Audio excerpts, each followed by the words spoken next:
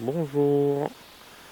Alors c'est le printemps depuis quelques jours et donc on devait faire des plantations dans le terrain ici, donc dans ce petit carré de jardin ici, entre le bac que vous avez montré l'autre jour et puis les framboises.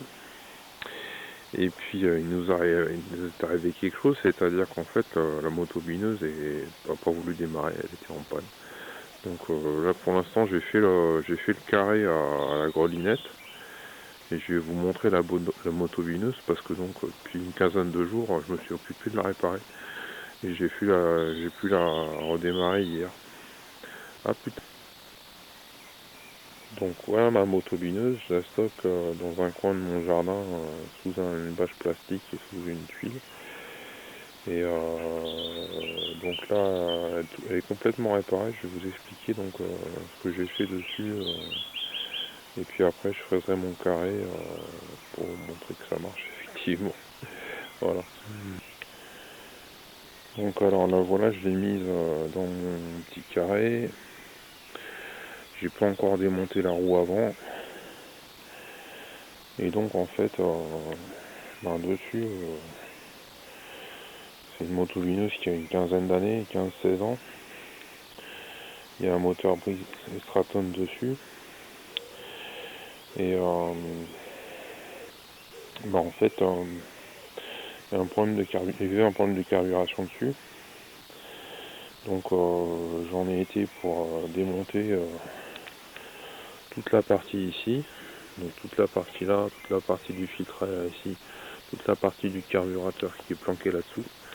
Donc et là-bas dessous ici le carburateur. Ici, là, vous voyez.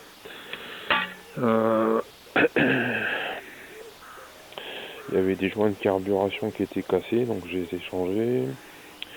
J'ai changé mon filtre à air donc, qui est là. J'ai changé des joints entre le filtre à air et la carburation. Puis à force de faire des essais, malheureusement la corde elle a pété. Alors j'ai dû enlever les rivets qui sont sous le cache moteur ici avec une perceuse. Il y en a 4. Il y en a un autre ici, là, puis un autre par là, puis un autre par ici.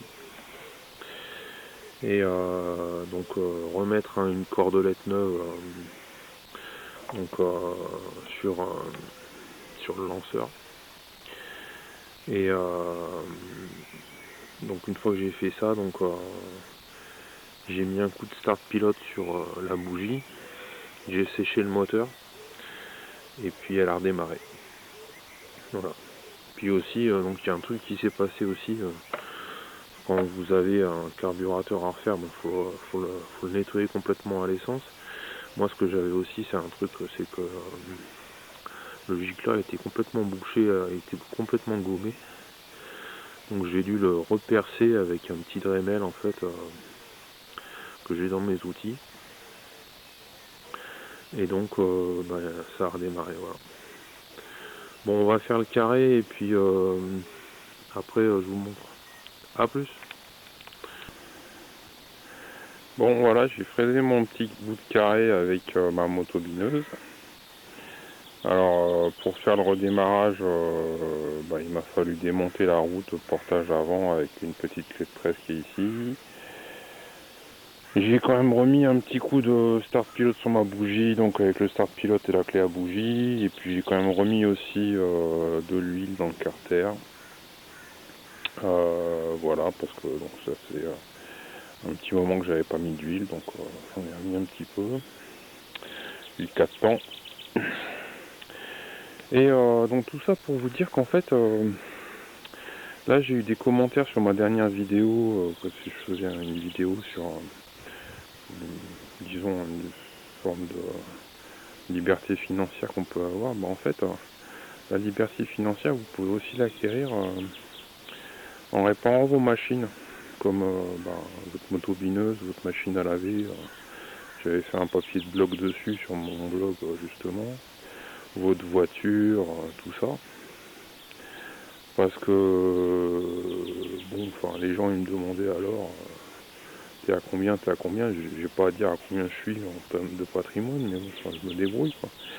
En tout cas, si vous voulez faire des économies, ne jetez pas. D'autant qu'une machine comme ça, ben, moi je l'ai déjà payé en occasion 150 € en 2009. Donc maintenant, ça doit valoir plusieurs centaines d'euros en neuf. Et j'ai pas du tout envie de les mettre, si vous voulez, dans une machine qui va me servir une fois par an pour faire pour l'instant ce petit bout de carré de jardin. Donc faites attention à vos machines mécaniques, électriques, électroniques. Essayez de réparer, de tenir les choses en état. Ça coûte pas très cher, moi ça m'a coûté une trentaine d'euros de refaire cette motobineuse. J'ai acheté des pièces dans un magasin de motoculture locale sur ma commune, comme c'est une commune rurale. Et puis c'est tout, quoi. Donc ça va pas chercher bien cher. Puis au moins vous faites une économie substantielle sur votre matériel, et puis au moins vous gardez, puis vous apprenez quelque chose, quoi. Voilà. Donc je vous souhaite un bon bricolage. Bientôt un bon week-end de Pâques, j'espère pour vous. Et puis donc n'oubliez pas de liker, de vous abonner, de laisser un commentaire. Au revoir.